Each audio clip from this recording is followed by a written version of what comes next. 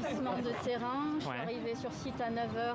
Nous, on a une notion de victime, un promeneur qui se baladait sur la plage. Il y a eu des éboulements, donc c'est possible. Il faut que vous rentrez en contact avec le PC sécurité de la mairie, c'est eux qui l'ont récit. Bon, mais mesdames et messieurs, bonjour.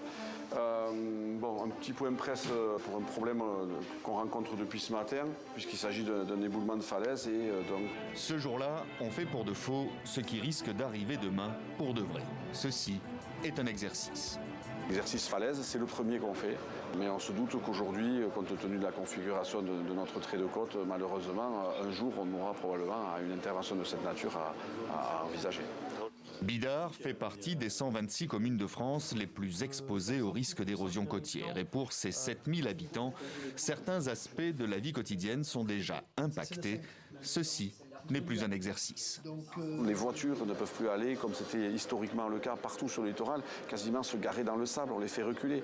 Pourquoi? Entre autres parce que les falaises ne peuvent plus supporter le poids de ces véhicules qui viennent l'alourdir, alors que les falaises sont gorgées d'eau et qu'elles menacent de tomber. Ce gros trou que vous voyez là s'est formé pendant le premier confinement. On a entendu un grand bruit, je ne sais pas combien de tonnes de terre qui sont tombées à la mer. Jusque-là, c'était des petites érosions qu'on ne pouvait pas jauger vraiment, mais celle-là, oui.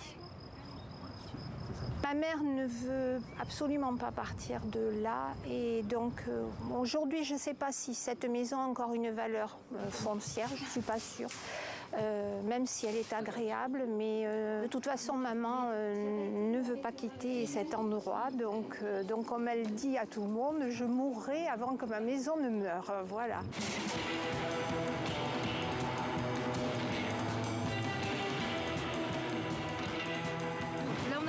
Rochebon-sur-Blanche, j'en parlais tout à l'heure, là on les voit quand même vachement bien. Quand je suis arrivée pour la première fois sur ce site, j'ai trouvé ça très particulièrement impressionnant et de voir l'ampleur de ce type de phénomène. La côte basque, c'est 35 km de littoral qui recule jusqu'à 1 mètre par an en fonction des secteurs. Un phénomène naturel et prévisible que viennent accélérer les changements climatiques. Toute cette masse, elle a glissé, on dit colluvionner, c'est le mot qu'on emploie en géomorphologie, donc elle est en pied de falaise et un petit peu dans le versant. Et au fur et à mesure, la mer, elle vient saper dans le pied pour emmener les matériaux petit à petit. Par l'infiltration de l'eau dans le versant, dans le rocher, le sable, ça va avoir tendance à déclencher des mouvements de terrain. La falaise, grignotée par le haut et par le bas, experts et scientifiques venus d'Espagne et du Portugal viennent ici pour partager leur expérience et s'inspirer de solutions déjà mises en place. Le pari aussi qu'a souhaité faire le département et la mairie de Bidart, c'était de changer le paysage et puis les habitudes des plagistes qui venaient ici en créant une pente douce de 7% qui vient permettre au phénomène de grandes vagues de rentrer à l'intérieur de la terre et essayer de s'adapter à ces phénomènes de haute marée plutôt que d'essayer de continuer à agir contre et provoquer sur les abords finalement des glissements de terrain qui n'étaient pas prévus.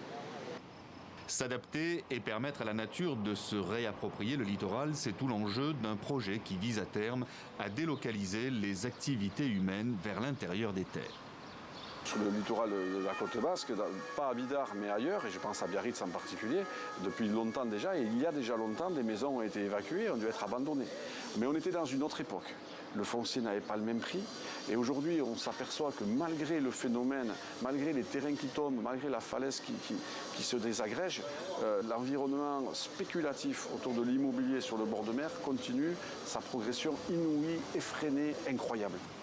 Et pourtant, si rien n'est fait, dans 20 ans, ce sont 529 habitations et 40 commerces qui seront directement menacés sur l'ensemble de la côte basque.